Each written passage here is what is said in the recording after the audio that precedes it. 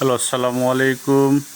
2025 সালের এইচএসসি পরীক্ষার্থীদের উদ্দেশ্যে আমি বাংলা দ্বিতীয় পত্রের লেখার কিছু নিয়ম তোমাদের সামনে তুলে ধরছি। দেখতে পাচ্ছ যে বাংলা দ্বিতীয় পত্র 100 মার্কের পরীক্ষা হয়। 100 মার্কের মধ্যে 1 থেকে 6 পর্যন্ত ব্যাকরণের অংশ থাকে। 1 থেকে 6 পর্যন্ত ব্যাকরণের অংশ, যেটা প্রত্যেকটা নাম্বারে 5 মার্ক করে পাবা। 30 মার্ক 6টা লিখলে। 1 থেকে 6 পর্যন্ত ব্যাকরণীয় অংশ, এটা বিভিন্ন ধরনের মডেলে দেওয়া আছে, এটা ফলো করতে পারো। এবং 7 নম্বরে থাকবে পারিভাষিক ও অনুবাদ।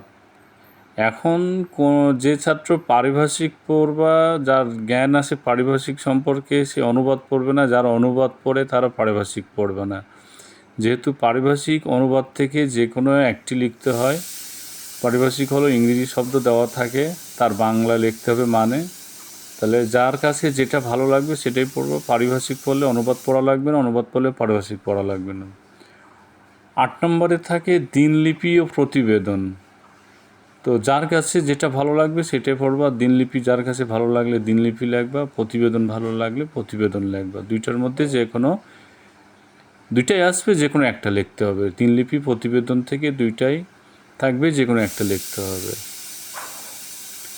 দিনলিপি যার কাছে ভালো লাগবে দিনলিপি লিখবা, প্রতিবেদন যার কাছে ভালো লাগলে প্রতিবেদন লিখবা, 10 মার্ক করে। 9 নম্বরে প্রশ্নতে থাকবে বৈদ্যুতিক চিঠি ও আবেদনপত্র। এটাও একইভাবে দুইটাই থাকবে, যে কোনো একটা লিখতে হবে। বৈদ্যুতিক চিঠি ও আবেদনপত্র। 9 নম্বর প্রশ্নতে থাকবে বৈদ্যুতিক চিঠি আবেদনপত্র, যে কোনো একটা লিখতে হবে। তাহলে যে বৈদ্যুতিক চিঠি পড়বা অথবা আবেদনপত্র পড়ো, যাই পড়ো না কেন, একটার প্রস্তুতি নিয়ে যাবা। আবেদনপত্র লেখাটাই ভালো, যেহেতু 6 থেকে সবাই আবেদনপত্র সম্পর্কে ধারণা আসে, লিখে আসছে। 9 নম্বর অপশনে থাকবে সারমর্ম অথবা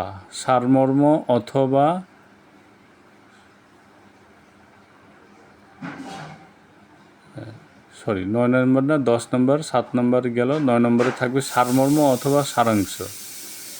এই সারমর্ম সারাংশ থেকে একটা থাকবে ও ভাব সম্প্রসারণ থেকে একটা থাকবে। মোট 2টা প্রশ্ন থাকবে, যে কোনো একটা লিখতে হবে। আবারও বলি, সারমর্ম ও সারাংশ থেকে একটি এবং ভাব সম্প্রসারণ থেকে একটি থাকবে, যে কোনো একটা লিখতে হবে। এটাতে 10 মার্ক। 11 নম্বরে থাকবে সংলাপ রচনা ও ক্ষুদে গল্প। 11 নম্বরে আবারও বলি, 11 নম্বরে থাকবে সংলাপ রচনা ও ক্ষুদে গল্প। এই দুইটা থাকবে, যে কোনো একটা লিখতে হবে। তাহলে কেউ সংলাপ রচনা পড়লে সংলাপ রচনা পড়বা, কেউ ক্ষুদে গল্প পড়লে ক্ষুদে গল্প পড়বা। যার যেটা ভালো লাগে সেটা পড়ে যাবে। আর 12 নম্বরে থাকবে রচনা। এই রচনাটা 20 মার্কের আসবে। 5টা রচনা থাকবে, একটাতে 20 মার্ক। তাহলে এইটা হলো মূল উদ্দেশ্য বলার, যে অনেক সময় সব কিছুই পড়ে, অনেক ছাত্র সব কিছুই পড়ে যায়, এলোমেলো হয়ে যায়। এই কারণে ধাপে ধাপে পড়লে জিনিসটা ঠিক থাকে। তাহলে পদ্ধতিটা অবলম্বন করবা।